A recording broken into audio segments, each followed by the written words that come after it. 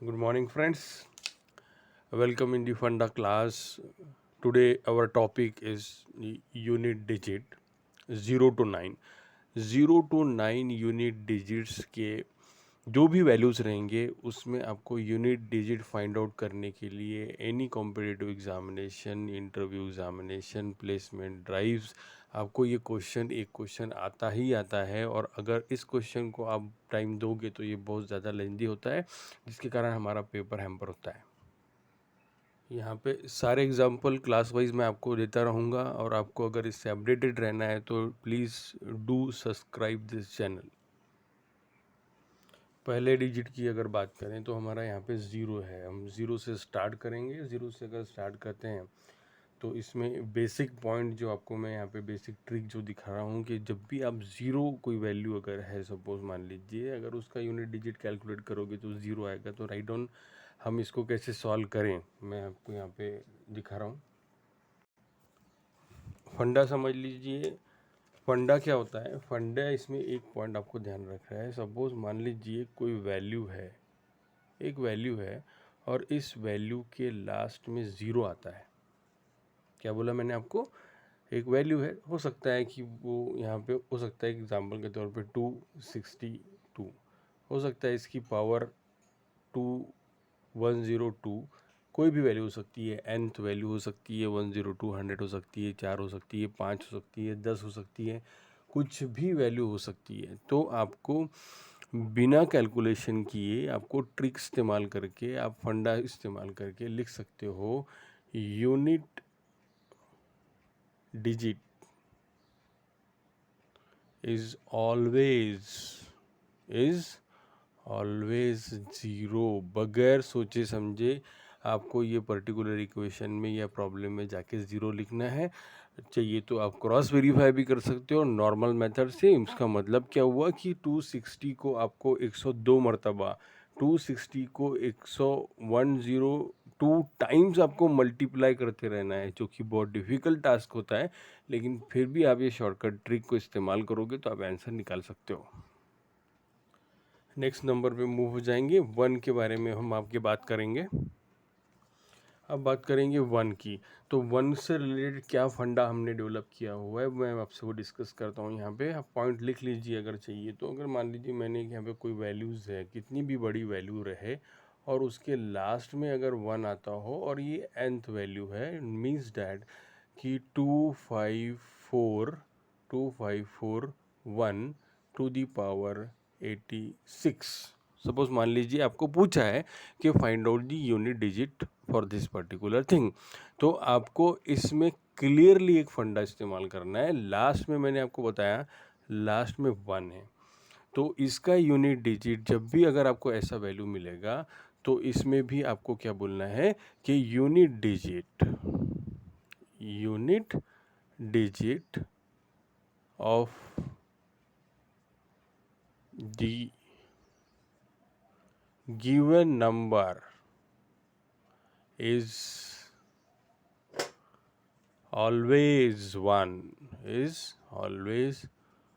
आप बगैर सोचे समझे वन लिख सकते हो। दिस इज द फंडा बिहाइंड दिस। नेक्स्ट नंबर की बात करते हैं। नेक्स्ट नंबर हमारा 5 है। मैं 5 के बारे में आपको फिर से डील करता हूँ। यहाँ पे क्या फंडा है इसमें देखिए। अगर मैं 5 की बात करूं, अगर एक आधा नंबर मुझे दिया हुआ है 1 2 3 4, way what ever it may be, और उसके लास्ट में अगर 5 डिजिट आता है, उसके लास्ट में अगर 5 डिजिट आता है, और मैं यहाँ nth वैल्यू की बात कर रहा हूँ। अगर मैं यहाँ पे कोई भी नंबर्स लूँ, कोई भी नंबर्स ले सकते हैं आप यहाँ पे, 260 255 5423 XYZ, कोई भी नंबर आप यहाँ पे लोगे तो उससे कोई भी फ़र्क नहीं पड़ेगा।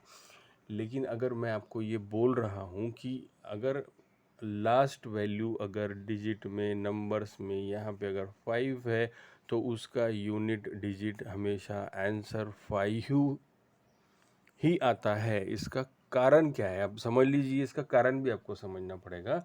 If you are going to take the 5 square, कितना होगा? 25 होगा, नहीं होगा? हाँ। इसके बाद में अगर आप लेते हो 5 टू द पावर क्यूब, कितना होगा? 125। 5 25 25 25 इंटू 5 125। और दूसरी बार यहाँ पे देखो, फिर से आगे बढ़ो और देखो 5 4 कितना होता है, ये होता है 625। और अगर आप आगे बढ़ोगे, अब आगे बढ़ोगे 5 का भी अगर निकालोगे तो आपको मिलेगा 3125।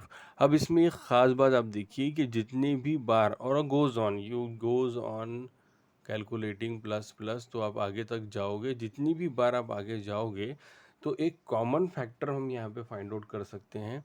ये है हमारा 5, इसमें कैलकुलेट किया तो 5, इसमें कैलकुलेट किया तब भी 5, इसमें कैलकुलेट किया तब भी 5 आया।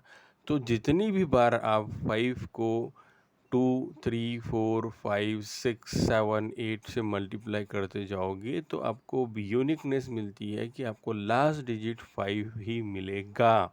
इसका मतलब ये है कि आप यूनिट डिजिट 5 आंसर लिख सकते हो। Okay, now move towards the next. हमको नेक्स्ट के लिए आगे बढ़ना है।